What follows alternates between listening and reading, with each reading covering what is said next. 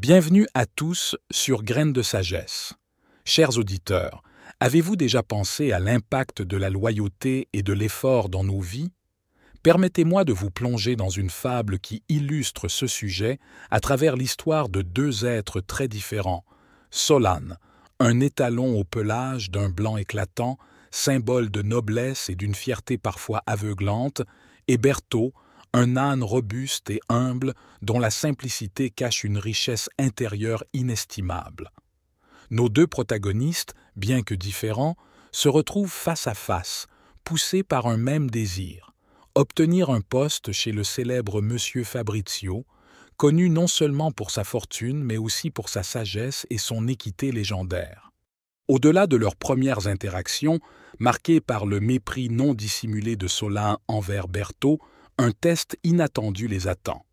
Monsieur Fabrizio, souhaitant évaluer non seulement leurs compétences, mais aussi leur caractère, leur confie la mission de livrer des denrées vitales au marché du village voisin.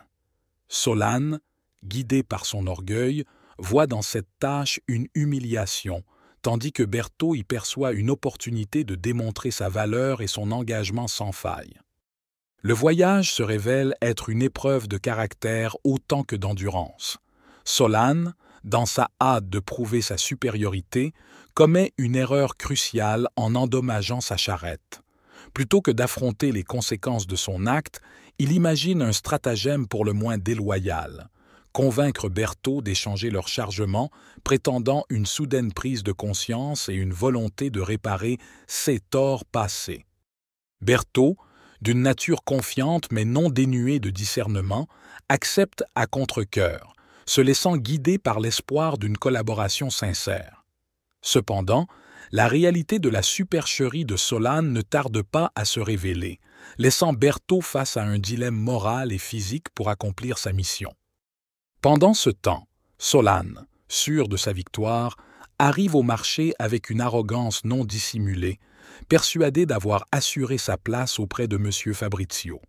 Mais c'est sans compter sur la sagacité de ce dernier, qui, ayant anticipé le potentiel de chaque candidat à montrer son vrai visage sous la pression, attend le dénouement de cette épreuve avec une patience empreinte de sagesse.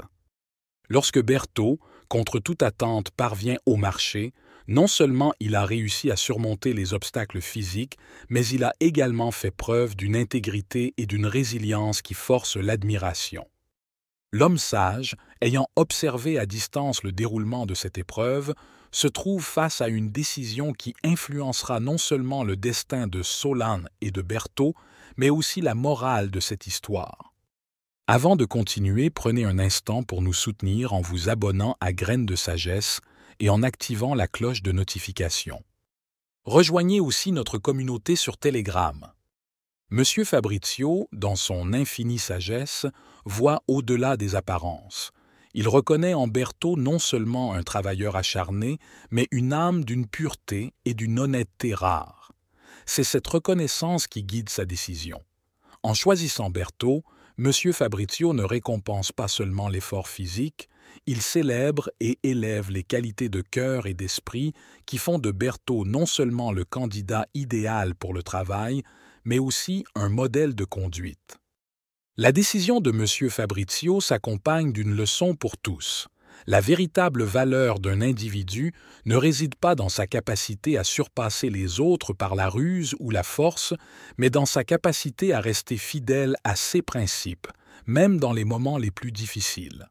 En choisissant Berthaud, M. Fabrizio envoie un message puissant sur l'importance de l'intégrité, de la persévérance et de la sincérité dans un monde trop souvent tenté par la facilité et le succès à tout prix.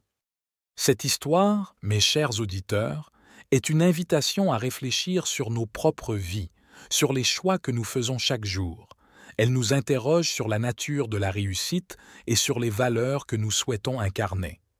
Berthaud et Solane, bien plus que de simples personnages d'une fable, sont les représentations de nos propres luttes intérieures, de nos aspirations à la grandeur, non pas celles qui se mesurent en succès matériel, mais en richesse de l'âme. Je vous invite à partager vos pensées, vos expériences, peut-être même vos propres histoires de persévérance et d'intégrité face à l'adversité. Comment ces valeurs se manifestent-elles dans votre vie? Avez-vous rencontré votre propre Monsieur Fabrizio, celui qui a reconnu en vous une valeur que vous ne voyiez peut-être pas vous-même?